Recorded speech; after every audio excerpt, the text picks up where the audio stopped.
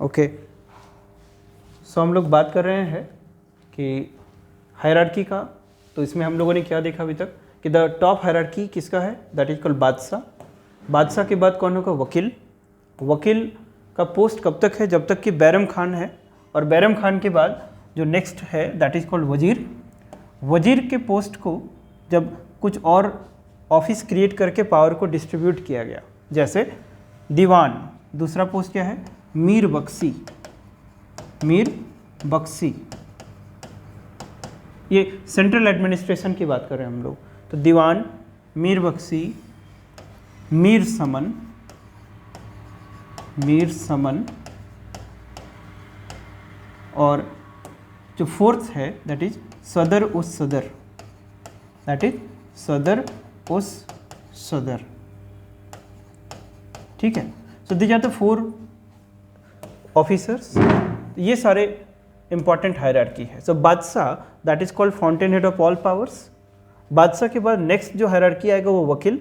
वकील कब तक है, जब तक कि बैरम खान का पोस्ट है। वजीर बेसिकली एक तरह से फाइनेंस मिनिस्टर होते थे, तो अभी हम लोग लिखेंगे so it is like the finance minister. It is like the finance minister. Finance minister के जैसा पोस्ट है ये। फिर फाइनेंस मिनिस्टर के पोस्ट माने वजीर के पोस्ट को बाद में स्ट्रिप ऑफ करते हुए कुछ और जगह पावर को ट्रांसफ़र किया गया। कौन कौन सा, दीवान, मीर बख्शी, मीर समन, सदर उस सदर। तो ये हायरार्की ऑफ ऑफिसर्स हैं। ये सेंट्रल गवर्नमेंट के ऑफिसर्स हैं। Central government, central government. Okay, so इसमें एक एक लाइन में लिखेंगे कि सबके बारे में आपको याद होगा। दैट इज कॉल्ड द, सबसे पहला क्या है, द वकील। वकील बेसिकली के बारे में, वकील। Now if we talk about the वकील, then simply the वकील is the next to king, the deputy to the king। वकील के बारे में लिखेंगे, वकील क्या है, deputy to king. Deputy to king है, ये सबसे पावरफुल पोस्ट है। किसके बाद, किंग के बाद कौन, द वकील कहलाएगा। और ये पोस्ट कब तक है, जब तक कि बैरम खान तक है। बैरम खान, तो ये पोस्ट के चलते बैरम खान का बहुत ज़्यादा एस्पिरेशंस माने हाई हो गया। जिसके बाद जब बैरम खान गॉट डाइड, तो ये बैरम खान के बाद ये वकील का पोस्ट कैसा होता है, टिटुलर। माने after the Bairam, after the Bairam Khan, after the Bairam Khan, the post become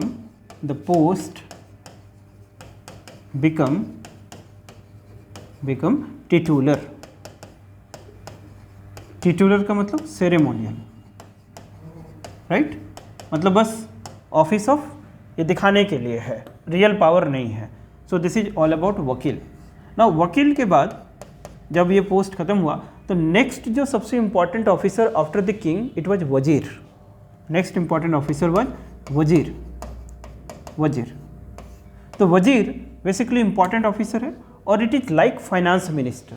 it is like finance minister. तो इसको क्या बोलेंगे, नंबर 1 वकील इज लाइक फाइनेंस मिनिस्टर। ठीक है, सो इसमें not actually finance minister, but वजीर के पोस्ट को आप ऐसे लिखें कि वो क्या होगा ना, next authority after the king. Next authority after the king. Next authority after the king. ठीक है, next authority after the king. तो वजीर के डिस्पोजल में क्या क्या रहेगा, द वजीर के डिस्पोजल में मतलब क्या क्या रहेगा। सो वजीर is the head of the revenue department. He is the head of revenue department. वजीर किसका हेड होगा, head of revenue department. Head of revenue department, समझ में आया, it is the head of revenue department. ना वजीर के बाद जब इसके पावर को नीचे माने डिस्ट्रीब्यूट किया गया, व्हेन द पावर्स ऑफ वजीर वाज डिस्ट्रीब्यूटेड, तो 4 इंपॉर्टेंट ऑफिसर्स में डिवाइड किया गया था। तो पहला कौन था, दीवान। The first one was the diwan. So diwan basically क्या होते थे, इसको ध्यान से लिखेंगे। पहला पॉइंट, दीवान जो होगा this is called central diwan, है ना। He was the minister of finance, यहाँ पर सेंट्रल एडमिनिस्ट्रेशन है तो we call him the central diwan, और ये क्या होंगे, द मिनिस्टर ऑफ फाइनेंस होंगे, the minister of finance, he would be the minister of finance, right? So finance minister trick है, FM finance minister, so finance minister. Now दीवान के बारे में क्या लिखेंगे, the दीवान जो होगा he was the in charge of 3 offices, Diwan would be in charge of 3 offices, दीवान क्या होंगे, the in charge of 3 offices,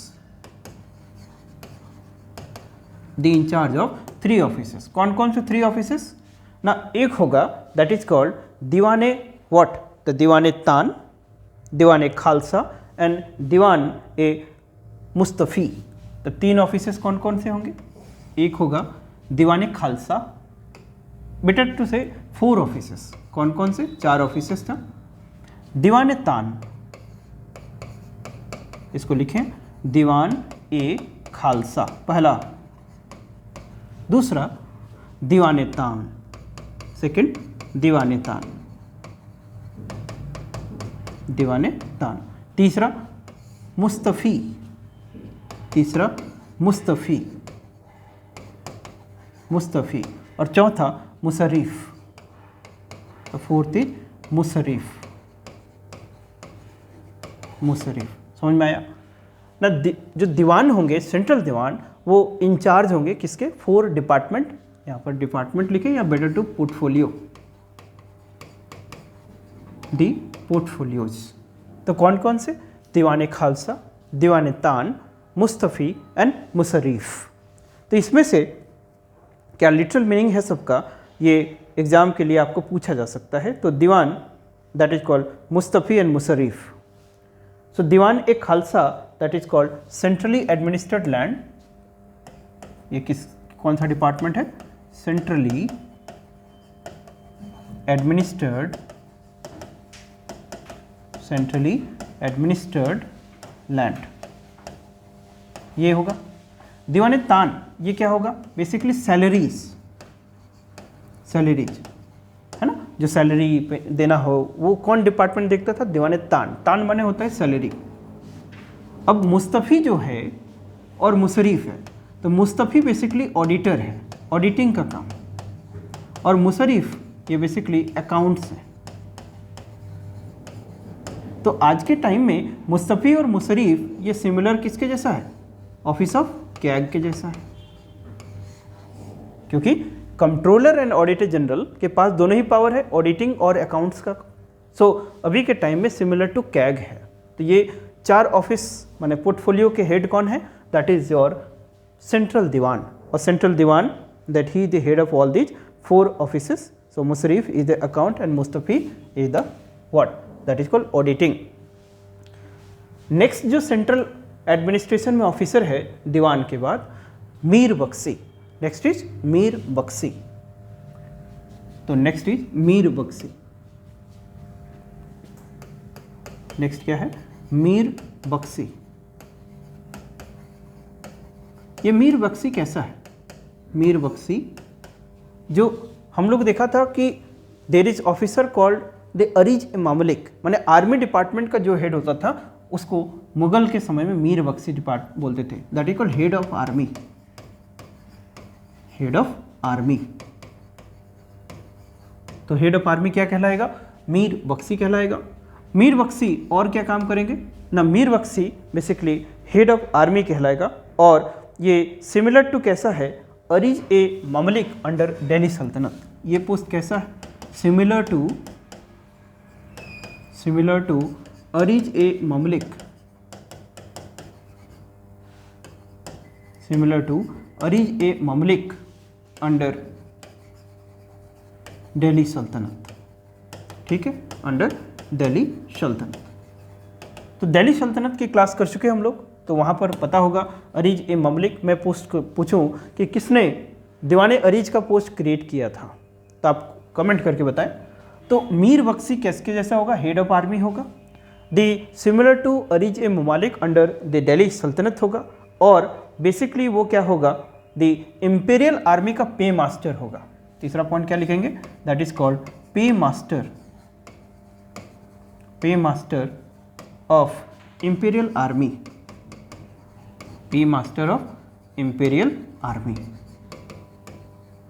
ठीक है, तो ये सेकंड जो ऑफिसर है दीवान के बाद वो कौन हो गए, मीर बख्शी। मीर बख्शी is head of the army similar to अरीज ममालिक अंडर द दिल्ली सल्तनत और the pay master of the imperial army, याद रहेगा। मीर बख्शी के बाद कौन होगा, मीर समन। ठीक है, दीवान मीर बख्शी के बाद क्या कहला, next post is Mir Saman. Mir Saman is also called Khan Saman. Mir Saman is also known as Khan Saman. ठीक, तो मीर समन और खान समन का क्या काम होगा, तो मीर समन और खान समन का ये वर्क था, डिपार्टमेंट का रिस्पॉन्सिबिलिटी था कि जितने भी that is called royal karkhana, royal palaces, royal building, उसको रख रखाव करना, उसको देखभाल करना। This is the duty of Mir Saman और Khan Saman. So you can simply write कि that he is in charge of royal households. ठीक है, Mir Saman, Khan Saman, the in charge of royal households, royal households like जैसे कोई भी रॉयल पैलेसेस या कारखाना है ना, लाइक रॉयल पैलेसेस, कारखानास ETC है ना, रॉयल गार्डन्स, ये सब चीज़ों को कौन देखता था, मीर समन। इसको क्या बोलते थे, मीर समन, मीर समन। ठीक, इंपीरियल आर्मी का पे मास्टर कौन है, मीर बख्शी। इसको क्या बोलेंगे, मीर बख्शी। याद रहेगा ये सब फैक्ट्स। सो मीर बख्शी हो गया, मीर समन हो गया, उसके बाद फोर्थ कौन था, सदर उस सदर, उसका नाम क्या था, सदर उस सदर।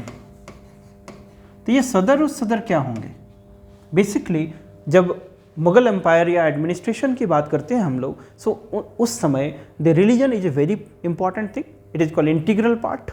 सो that is why religious matter, religious endowment, उससे रिलेटेड जो भी इशूज होगा उसके लिए कौन इंचार्ज होगा, सदर उस सदर। सो व्हाट इज द सदर उस सदर फंक्शंस, सदर उस सदर basically in charge of what, the in charge of the religious matters, religious endowment, okay, that he is the in charge of religious matter, in charge of religious matter, religious endowment, religious endowment, religious matter, religious endowments है ना, religious matter, religious endowments, इसकी बातें करेगा, इसके लिए in charge होगा। और he has also that is called some the person who is the chief काजी, so he is the in charge of the religious matter और religious endowment का इंचार्ज होगा। अब दो और पोस्ट है जिसको बोलेंगे चीफ काजी और बरीत्स। दी चीफ काजी, सो चीफ काजी का क्या नाम होगा, जैसे जो रिलीजियस मैटर पे हाईएस्ट ऑफिसर होते थे, माने जुडिशियल मैटर, रिलीजियस मैटर के लिए तो सदर उस सदर है, तो जुडिशियल मैटर की बात करेंगे, जुडिशियल मैटर्स,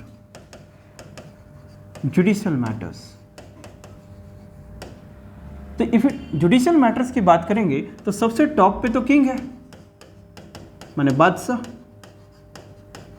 और बादशाह कैसा है, अनक्वेश्चनेबल है ना, सबसे अनक्वेश्चनेबल अथॉरिटी कौन है, बादशाह। लेकिन बादशाह के बाद जो सबसे हाईएस्ट होगा वो कौन है, चीफ काजी है ना। नेक्स्ट वन इज चीफ काजी, माने आज के टाइम की बात करें तो चीफ जस्टिस ऑफ इंडिया जैसा है चीफ काजी। कैसा है, मोरलेस CJI, chief justice of India, the chief काजी, राइट। तो कभी कभी सदर उस सदर भी चीफ काजी के रोल को प्ले करता था, समटाइम्स, बट नहीं है ऐसा हमेशा। तो चीफ काजी जुडिशियल मैटर्स का हेड होगा next to the king, this is called top is the बादशाह, ये चीफ काजी है, राइट। और एक और सेंट्रल एडमिनिस्ट्रेशन में ऑफिसर है दैट इज कॉल्ड बरीत्स। ये बरीत्स प्राइमरीली क्या होते थे, दे वर इंटेलिजेंट ऑफिसर्स। बरीत्स क्या होते थे, intelligent officers, intelligent officers, these are called बरीत्स। तो ये सारे इंपॉर्टेंट ऑफिसर्स हैं सेंट्रल एडमिनिस्ट्रेशन में। जब मुगल एम्पायर का सेंट्रल एडमिनिस्ट्रेशन है तो सेंट्रल एडमिनिस्ट्रेशन को कैसे माइंड मैप याद रखेंगे, what is the mind map, फटाफट माइंड मैप कैसे याद रखेंगे central administration. Top is at the king, king is called बादशाह, किंग इज कॉल्ड बादशाह। बादशाह के बाद नेक्स्ट जो है, जब तक कि बैरम खान है, द नेक्स्ट ऑफिस इज वकील, वकील टिल द बैरम खान। ना आफ्टर दिस बैरम जो नेक्स्ट होगा वो क्या कहलाएगा, वजीर। सो नेक्स्ट टू बादशाह इज द वजीर। ना वजीर के पोस्ट को डिस्ट्रीब्यूट किया गया, पावर्स को डिस्ट्रीब्यूट किया गया कि मतलब रेस्ट्रिक्टेड ना हो, there is shall not be centralisation, corruption ना हो, अथॉरिटेरियन ना हो जाए, वजीर से रिवोल्ट न करे, इसलिए इसके पावर को स्ट्रिप ऑफ किया गया। कितने ऑफिसेस में, 4 ऑफिसेस में। तो पावर क्या होगा, strip of, power strip of. तो पहला क्या होगा, the first office is what, diwan, the first is diwan. Second Mir Bakshi, Mir Bakhshi. Third Mir Saman, और फोर्थ दैट इज सदर उस सदर, सदर उस सदर, ठीक। अपार्ट फ्रॉम दैट और कौन 2 ऑफिसर्स बताया मैंने, that is called chief qazi, chief qazi, और साथ में क्या बोला, बरीत्स। तो ये आपका सेंट्रल एडमिनिस्ट्रेशन खत्म होता है। तो सेंट्रल एडमिनिस्ट्रेशन में ये सारे ऑफिसर्स हैं and all these officers have is duty. बादशाह का ड्यूटी है, वकील का ड्यूटी है, वजीर का ड्यूटी है, दीवान का ड्यूटी है, मीर बख्शी का ड्यूटी है, मीर समन का ड्यूटी है, सदर उस सदर का ड्यूटी है, चीफ काजी का कुछ ड्यूटी है और बरीज का कुछ ड्यूटी है, ठीक। तो ये सेंट्रल एडमिनिस्ट्रेशन होता है, ठीक।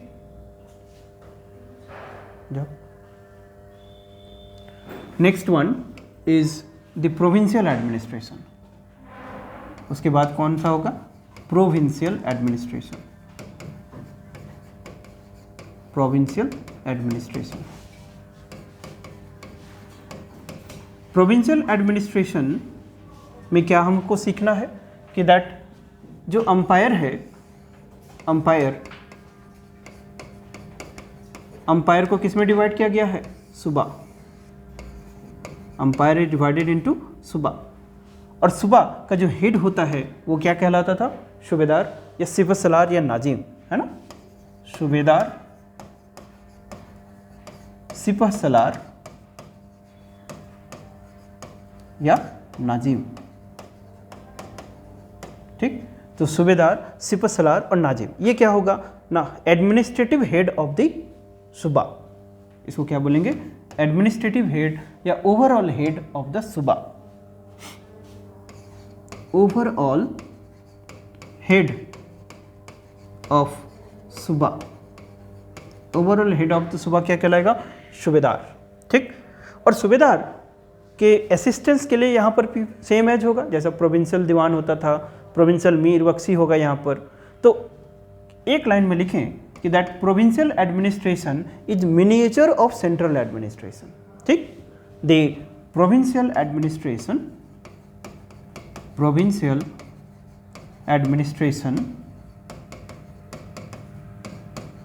प्रोविंशियल एडमिनिस्ट्रेशन इज मिनिएचर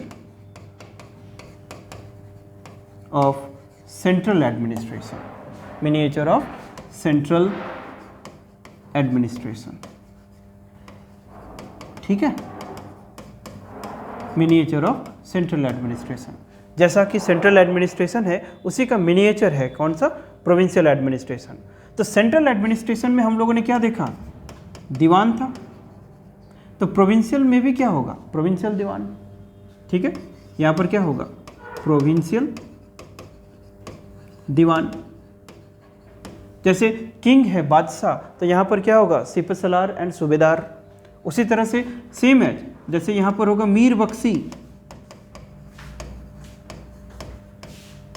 तो यहाँ पर क्या होगा, प्रोविंशियल मीर बख्शी, सिंपल एज प्रोविंशियल मीर बख्शी। यहाँ पर सेम एज क्या होगा, दीवान, मीर बख्शी, समर उस सदर, सदर उस सदर,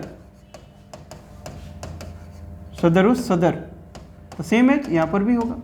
तो इसको एक लाइन में खाली लिखेंगे कि जो भी हायरार्की है सेंट्रल लेवल पे, सेम हायरार्की स्टेट लेवल पे भी होगा, माने ये डायरेक्ट रिपोर्ट किसको करेगा, सेंट्रल दीवान। ये किसको करेगा, that is called the provincial मीर बख्शी, सेंट्रल मीर बख्शी को। तो ये हायरार्की आपका स्टेट लेवल पे माने प्रोविंशियल लेवल पे मेंटेन्ड है। प्रोविंस जब कंप्लीट हो जाएगा तब हम लोग चलेंगे थर्ड जो यूनिट है कि provinces were divided into district, और जिसको क्या बोलेंगे, सरकार। The provinces were divided into districts, district, और डिस्ट्रिक्ट को क्या बोलते थे, सरकार, ठीक है। तो डिस्ट्रिक्ट है तो डिस्ट्रिक्ट का एक ओवरऑल हेड होगा, that is called administrative head. तो यहाँ पर 3 इंपॉर्टेंट ऑफिसर है, फौजदार, अमील एंड कोतवाल। तो कौन कौन से ऑफिसर है डिस्ट्रिक्ट में, डिस्ट्रिक्ट में ऑफिसर की बात करें तो the important officers, important officials, important officials, पहला फौजदार, फौजदार, दूसरा फर्स्ट इज फौजदार, सेकेंड वन इज योर अमिल और अमल गुजार, अमिल और अमल गुजार, अमल गुजार, और तीसरा नंबर पे क्या होगा, कोतवाल, जिसको हम लोग आज भी बोलते हैं कोतवाल, राइट, कोतवाल। तो ये 3 ऑफिसर हैं कहाँ पर, that is called district level पे, दैट इज योर फौजदार, सेकेंड अमिल और अमल गुजार, and then your Kotwal, right. तो फौजदार क्या होता है, that is called overall head of the सरकार, जिसको क्या बोल सकते हैं हम लोग, ओवरऑल हेड ऑफ द सरकार, ओवरऑल हेड ऑफ सरकार, दैट इज फौजदार, है ना, एडमिनिस्ट्रेटिव हेड ऑफ द सरकार या फिर ओवरऑल हेड ऑफ द सरकार, ठीक। और इसको क्या बोल सकते हैं आप लोग, एडमिनिस्ट्रेटिव हेड, एडमिनिस्ट्रेटिव हेड।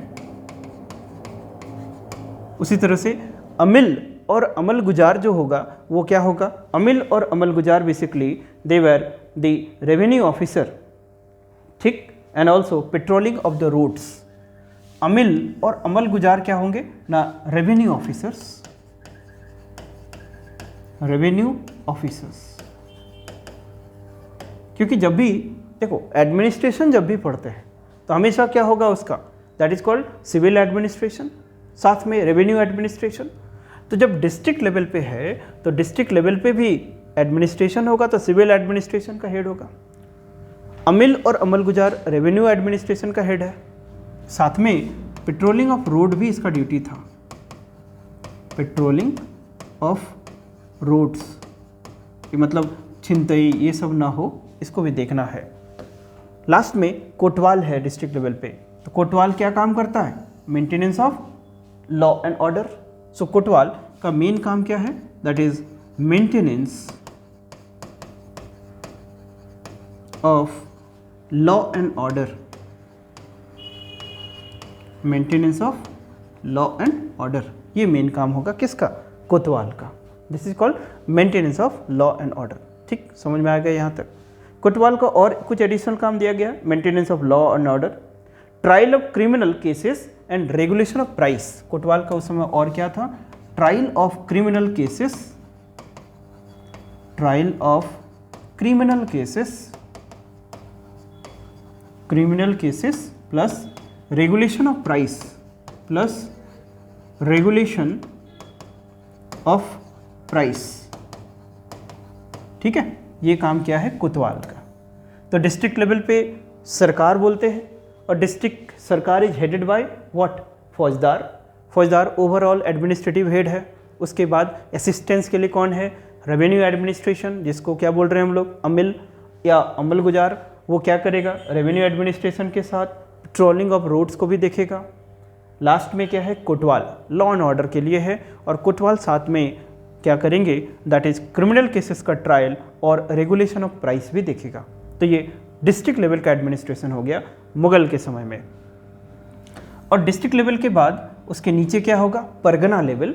सो परगना पे दो इंपॉर्टेंट ऑफिसर है, सिकदर और कानूनगो।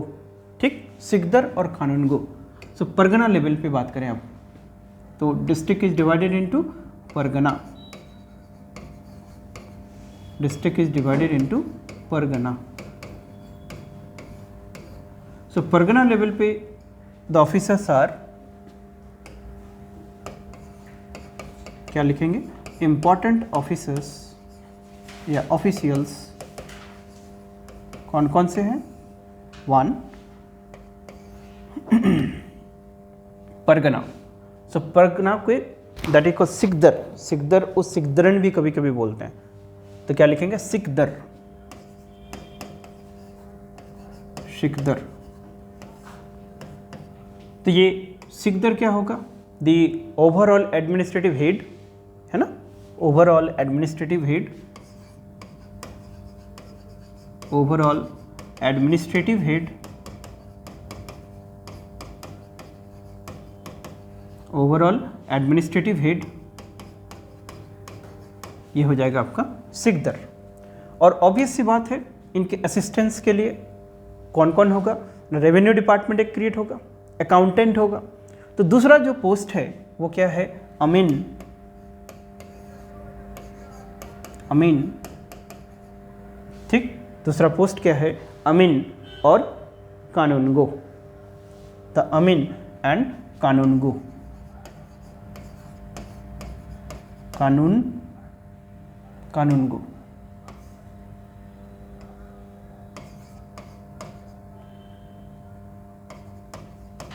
कानूनगो, राइट।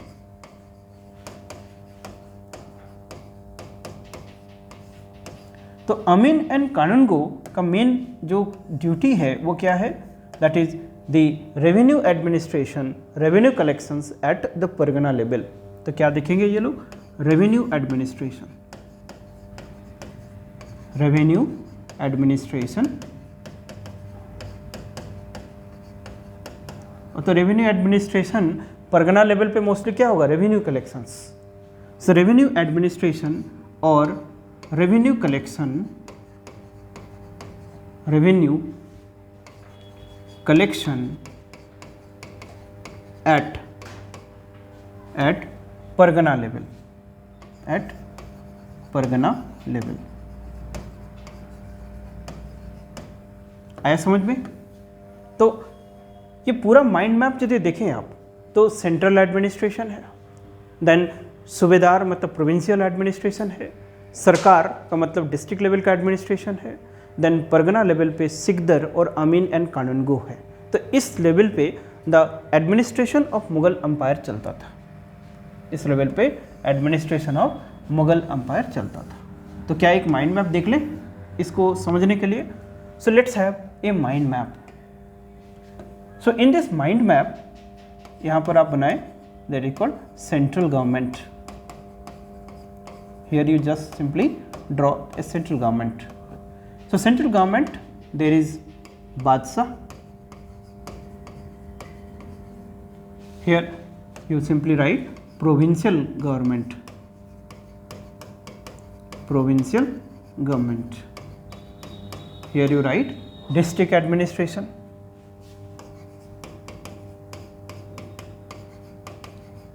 और यहाँ पर लिखिए आप परगना एडमिनिस्ट्रेशन। तो ये 4 हायरार्की में एडमिनिस्ट्रेशन चलता था और इसमें बादशाह है, तो यहाँ पर क्या हो जाएगा, दैट इज कॉल्ड प्रोविंशियल दीवान, दैट इज सूबेदार। यहाँ पर क्या हो जाएगा, डिस्ट्रिक्ट लेवल पे दैट इज कॉल्ड फौजदार, और परगना लेवल पे क्या था, सिकदर। परगना लेवल पे क्या है, सिकदर। ठीक, ये क्या है, इंचार्ज है, यानी ओवरऑल हेड। सो बादशाह, सूबेदार, फौजदार, सिकदरन, ये एडमिनिस्ट्रेटिव हेड है अपने अपने लेवल पे। यहाँ पर और कौन कौन से ऑफिसेस मिलेगा आपको, वकील, और क्या मिलेगा, वजीर, और क्या मिलेगा, दीवान, मीर बख्शी, मीर बख्शी, फिर मीर समन, फिर सदर सदर, सदर सदर, फिर चीफ काजी, चीफ काजी, फिर क्या मिलेगा आपको, दैट इज कॉल्ड दीन मास, सदर सदर, चीफ काजी, और बादशाह, वकील। What are the important officer, बरीज, दे वर इंटेलिजेंस ऑफिसर्स, बरीज। तो ये कुछ इंपॉर्टेंट ऑफिसर्स हैं, किस लेवल पे, सेंट्रल लेवल पे। उसी सेंट्रल लेवल के अकॉर्डिंग प्रोविंशियल लेवल पे भी एडमिनिस्ट्रेशन चलेगा। तो यहाँ पर हम लोग क्या देखेंगे, देयर इज व्हाट, कि दीवान यहाँ है, तो यहाँ पर भी क्या होगा, प्रोविंशियल दीवान, प्रोविंशियल दीवान जो भी है सब भी यहाँ पर होगा, प्रोविंशियल मीर बख्शी सब भी यहाँ पर होगा। ठीक, so all these are basically miniature of the central administration in the सूबा। सूबा के बाद जो डिस्ट्रिक्ट है, वो डिस्ट्रिक्ट लेवल पे ऑफिसर कौन है, एडमिनिस्ट्रेटिव हेड है फौजदार। फौजदार के साथ साथ कौन कौन सा होगा, और दैट इज कॉल्ड अमिल और अमल गुजार, and next one is the कोतवाल। ठीक है, तो फौजदार हो गया एडमिनिस्ट्रेटिव हेड, उसके बाद अमिल या अमल गुजार revenue, Kotwal law and order. Pargana level पे देखें तो यहाँ मोस्टली काम क्या होगा, एक है आपका एडमिनिस्ट्रेटिव हेड जिसको बोल रहे हैं सिकदर, और उसके असिस्टेंस के लिए क्या क्या होगा, अमीन प्लस असिस्टेंस के लिए एक क्या होगा, अमीन, और उसके साथ में अमीन के साथ और क्या हो जाएगा, दैट इज कॉल्ड व्हाट, अमीन के साथ कानून गो, अमीन के साथ कानून गो, कानून गो। तो ये जो माइंड मैप है ये आपको हेल्प करेगा, है ना। इसको वीडियो को आराम से स्क्रीनशॉट ले सकते हैं और इसको रिवाइज करने के लिए बहुत हेल्प होगा कि how the administration of the Mughal empire basically runs. ये जब दिमाग में सेट हो जाएगा तब जाके आप जो क्वेश्चंस पूछे जाते हैं ना तभी आप बना पाएंगे, है ना। This is called administration. अब एक तो हमने समझ लिया सिविल एडमिनिस्ट्रेशन। अब जो नेक्स्ट जो टॉपिक है इसमें अकबर के लाइफ से वो कौन सा है, इसका रेवेन्यू एडमिनिस्ट्रेशन। तो रेवेन्यू एडमिनिस्ट्रेशन भी हम लोग देखते हैं, revenue administration. Next is your the revenue administration. Revenue administration. तो रेवेन्यू एडमिनिस्ट्रेशन में कुछ फटाफट पॉइंट्स लिख डालेंगे हम लोग कि दैट अकबर ने रिफॉर्म्स किया था और अकबर के रेवेन्यू एडमिनिस्ट्रेशन का जो सिस्टम है उसको क्या नाम से जाना जाता है, आइन ए दहसाला सिस्टम। आइन ए दहसाला सिस्टम। एंड इस सिस्टम को डेवलप करने का क्रेडिट किसको जाता है, हु हैज डेवलप दिस आइन ए दहसाला system, it was Raja Todarmal, right. The credit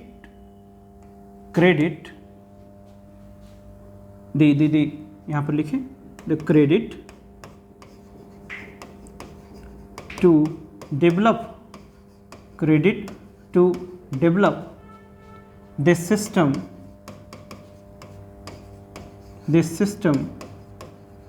goes to Raja Todarmal.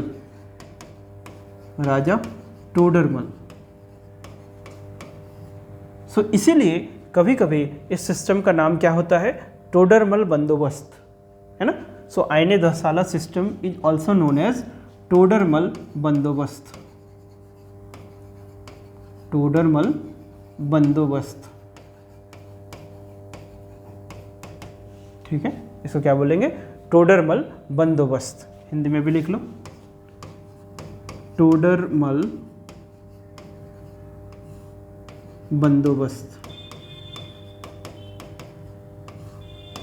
Got it? Why? Because Raja Todarmal has developed this system, जिसको बोलते हैं आइन ए दहसाला सिस्टम। सो आइन ए दहसाला सिस्टम अकबर ने ही इंट्रोड्यूस किया। तो कुछ इंपॉर्टेंट डेट्स, क्या इंपॉर्टेंट डेट्स हैं? इंपॉर्टेंट डेट्स कि अकबर ने इसको कब इंट्रोड्यूस किया था, दैट इज कॉल्ड आइन ए दसाला सिस्टम को। तो जहाँ तक बात है कि दैट 1574 में सबसे पहले अकबर ने क्या किया, करोड़ीस अपॉइंट किए। क्या नाम है? करोड़ीस। 1574 में, द 1574, ठीक, द अकबर्स अपॉइंटेड करोड़ीस। अकबर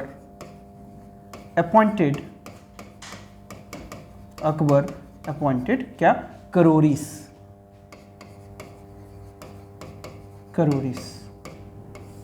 ये करोड़ीस क्या थे, है ना। करोड़ीस क्या थे बेसिकली? करोड़ीस कुछ ऑफिसर्स थे जिसको एक पोर्शन ऑफ लैंड दिया गया था, और उस पोर्शन ऑफ लैंड में उसका क्या टास्क था उनका, कि to develop the crores of dams, है ना, मतलब इरिगेशन सिस्टम को ठीक करने के लिए ऐसा कुछ ऑब्जेक्टिव है। तो करोड़ीस वेर, वो basically they were given the lands. करोड़ीस को क्या दिया गया था? They were given the lands to develop करोड्स ऑफ डैम्स, ठीक, इसलिए इनका नाम क्या हो गया? करोड़ी। ये पहला काम किया अकबर ने कब? 1574 में। 1574 में उसके बाद ना क्या उसने काम किया कि दैट उसी साल उसने एक नया मेजरमेंट इंस्ट्रूमेंट भी इंट्रोड्यूस किया। मतलब 1574 में ही, in the year 1574, that he introduced जरीब, ठीक, क्या क्या किया इसने? ही इंट्रोड्यूस्ड जरीब। ये जरीब क्या है? ये जरीब बेसिकली जैसे हम लोग कोई बंटवारा होता है तो हम लोग क्या करते हैं, एक स्टैंडर्ड रस्सा का मेजर लेते हैं, उसे नाप करते हैं हम लोग आज भी। तो ये जरीब बेसिकली बांस का एक लंबा सा, यू कैन कॉल्ड कि बम्बू का एक था, जिसमें कि दो आयरन फिलिंग्स के थ्रू डिवाइडेड था, कि ये मेजरमेंट था। तो जरीब, व्हाट इज दैट? द जरीब वाज बेसिकली मेजरिंग इंस्ट्रूमेंट और मेजरिंग रॉड ऑफ बम्बू। ये क्या था? Measuring rod, measuring rods of bamboo, ठीक है। बांस का एक मेजरिंग रॉड था, दैट इज कॉल्ड जरीब, और इसमें क्या होते थे? दो रिंग्स थे, है ना। तो इट इज क्या है? It is a measuring rod of bamboo with 2 iron rings, 2 iron rings. ये है आपका जरीब, है ना। मतलब 2 रिंग्स है, उसे एक स्टैंडर्ड मेजर किया जाएगा, एक स्टैंडर्ड लेंथ होगा, दैट इज कॉल्ड जरीब।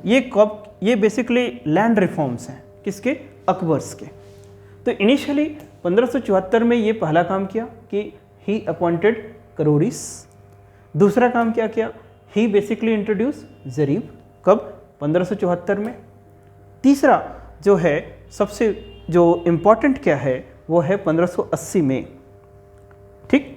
यदि क्वेश्चन पूछा जाएगा कि what is the purpose and use of जरीब, मेजरमेंट ऑफ लैंड, सिंपल सी बात है ना।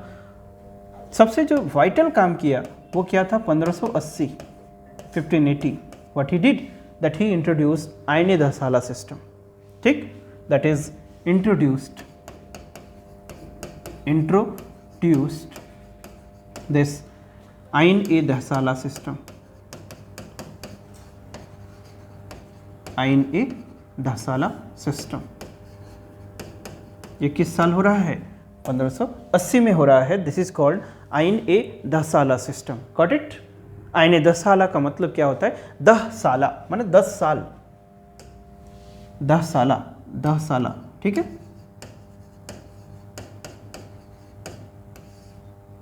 माने जो रेवेन्यू है, स्टेट का जो शेयर है, वो अकबर आर्बिट्ररी नहीं लेना चाहते थे, क्योंकि अभी शुल्क की कुल में हमने क्या देखा कि अकबर क्या बोलते थे कि the state machinery is basically for welfare of the people. So welfare किससे होता है, लेकिन टैक्स लेना भी राइट है, राइट ऑफ द स्टेट है, अदरवाइज चलेगा कैसे। सो दैट इज वाई आर्बिट्ररीनेस कि मतलब जितना मर्जी करे उसके हिसाब से ले लेना, वो तो फिर क्या होगा, इनजस्टिस हो जाएगा, exploitations on the peasants. So that is why 10 साला माने 10 साल, 3 ईयर्स। सो 10 प्रीवियस ईयर के जो एवरेज क्रॉप्स का प्रोडक्शन है और जो एवरेज प्राइसेस हैं, जो प्राइसेस प्रिवेलिंग रहा उसका एक एवरेज निकालेंगे, और जितना प्रोडक्शंस हुआ उसका हम लोग एवरेज निकालेंगे, और एवरेज निकालने के बाद 1/3 ऑफ द शेयर क्या होगा, स्टेट का शेयर होगा। इसके लिए उसने ज़मीन को क्वालिटी ऑफ लैंड्स के हिसाब से बांटा था। जैसे कुछ जैसे क्या होता है, पोलज, परती, छच्छर एंड बंजर, जिसमें हर साल प्रोडक्टिविटी हो उसको माने पोलज बोलेंगे, ठीक, जिसमें एक साल बाद हो, परती है, इस तरह से उसने बांटा था। अब जैसे परती लैंड पे भी यदि उतना ही हम लोग टैक्स लें तो गड़बड़ हो जाएगा, जितना पोलज पे ले रहे हैं, बंजर पे भी उतना लें जितना परती पे ले रहे हैं तो गड़बड़ हो जाएगा। तो उसने ये डिसाइड करा कि क्वालिटी ऑफ लैंड के हिसाब से एक एवरेज प्रोडक्शन निकलेगा, उसके अकॉर्डिंगली जो प्राइसेस प्रिवेलिंग रहा है 10 साल में उसका एक एवरेज प्राइस निकलेगा, और उसका हम लोग 1/3 लेंगे, वो किसका शेयर होगा, स्टेट का शेयर होगा। यही है आईन-ए-दसाला सिस्टम, ठीक। टेक द पॉइंट लिख लेंगे कि this system was developed by Raja Todarmal, इसलिए इसको टोडरमल बंदोबस्त बोलते हैं, ये पहले ही बता दिया, ठीक।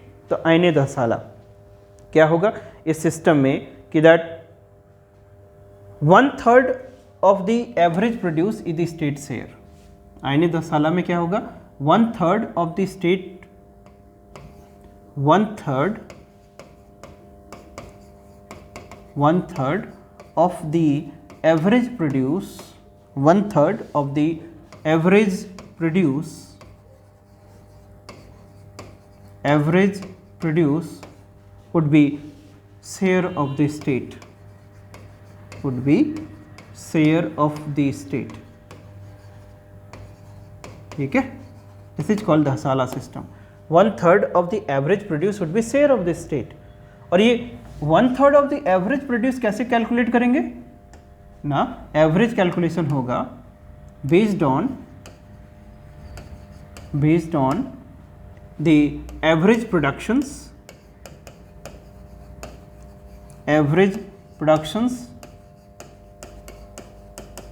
of past 10 years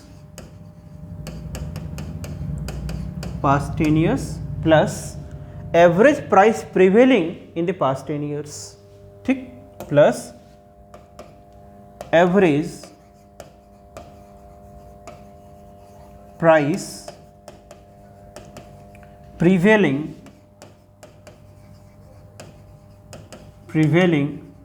in the past 10 years। इस बेसिस पे एवरेज कैलकुलेट किया जाएगा। इसका मतलब है कि जो लैंड है उसको क्वालिटी ऑफ लैंड के हिसाब से भी डिवाइड किया गया है, ठीक। इसका मतलब है कि the land was divided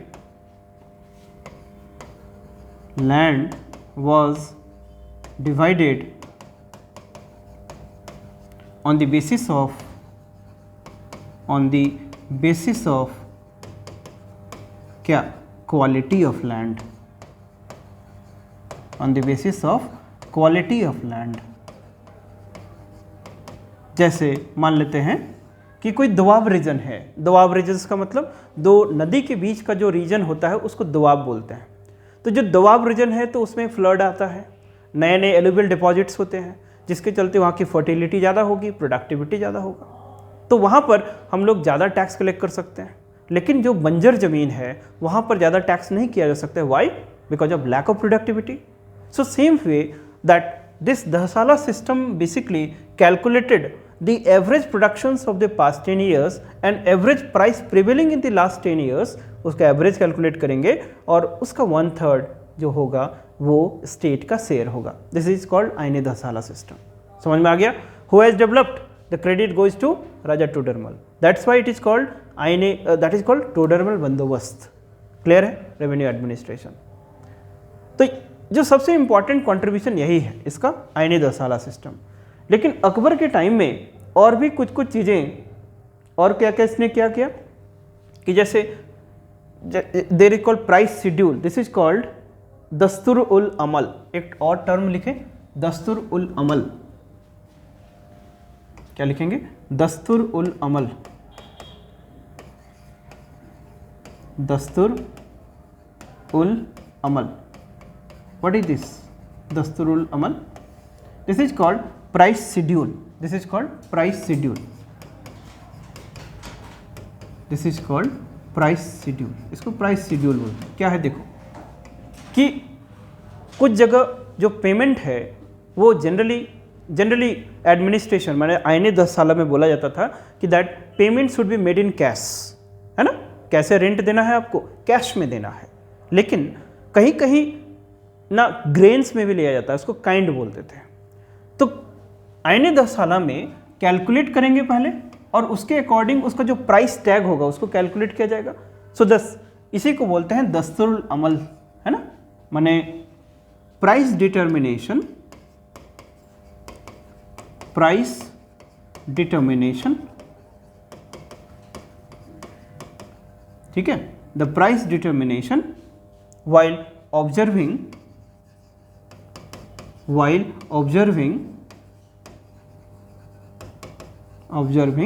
the grains, price determination while observing the grains or measurement of crops, इस सिस्टम को बोलते थे दैट इज कॉल्ड दस्तूरुल अमल, है ना? कि कितना होना चाहिए। जैसे कहीं पर क्वालिटी ऑफ राइस थोड़ा अच्छा है तो उसका प्राइस ज़्यादा होना चाहिए। तो जैसे मान लेते हैं कि एक पीजेंट को 100 रुपया एज ए लगान देना है और उसके पास मान लेते हैं कि जो कैसी ज़मीन है ना, पोलज ज़मीन है। पोलज माने सबसे ज़्यादा उपजाऊ ज़मीन को बोलते हैं पोलज। 4 कैटेगरी है, पोलज, परती, छच्छर एंड बंजर। तो 100 रुपीज़ पोलज ज़मीन है तो इसके जो ग्रेन का क्वालिटी है वो क्या होगा? सबसे बढ़िया होगा। तो ये बोलेगा कि हम ग्रेन में ही आपको टैक्स पे कर देते हैं। तो कितना केजी वो ग्रेन पे करेगा उसके अकॉर्डिंग उसका डिटर्मिनेशन होगा। लेकिन किसी के पास जो लैंड है वो कैसा है? बंजर ज़मीन है, उसको भी कैसे करना है? 100 रुपीज़ मान लेते हैं लगान पे करना है। तो इसको क्या करना होगा? इसके क्वालिटी ऑफ लैंड के अकॉर्डिंग इसका जो प्रोडक्ट का क्वालिटी है वो भी लो होगा, तो वो ज़्यादा पे करना पड़ेगा। तो कैसे डिटरमाइन करेंगे कि who will pay how much, right? और दहसाला सिस्टम में एक पॉइंट याद रख लेंगे कि दहसाला सिस्टम में किसको प्रेफर किया जाता था? कैश पेमेंट की ग्रेन पेमेंट? कैश पेमेंट, याद रखेंगे ना? कैश पेमेंट को किया जाता था, काइंड में नहीं होता था। लेकिन कोई काइंड में देना चाहता है तो उसके लिए फिर एक डिटर्मिनेशन रूल होना चाहिए, तो वही है दस्तूर उल अमल सिस्टम। तो दस्तूर उल अमल था, प्राइस शेड्यूल बोलते हैं इसको। समझ में आ गया? सिंपल है।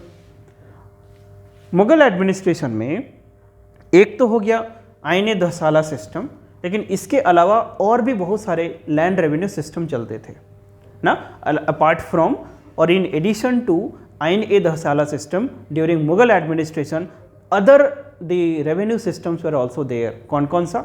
लिखो, other revenue systems, other revenue systems। तो अदर रेवेन्यू सिस्टम में कौन कौन सा रेवेन्यू सिस्टम होगा? तो पहला है, जैसे लिखें देयर इज कॉल्ड जब्ती सिस्टम, जब्ती सिस्टम, ठीक है, जब्ती सिस्टम। ये जब्ती सिस्टम क्या है? हम जब्ती सिस्टम में क्या करते थे? That is called based on measurement and assessment of land. माने जो रेवेन्यू का शेयर है वो कैसे डिटरमाइन होगा, कैसे डिसाइड होगा?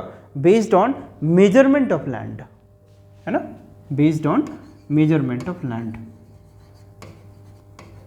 Based on measurement of land. ये क्या है? जब्ती सिस्टम है, based on measurement of land. दूसरा सिस्टम जो है वो क्या कहलाता है? गाला बख्शी सिस्टम। इसको क्या बोलते हैं?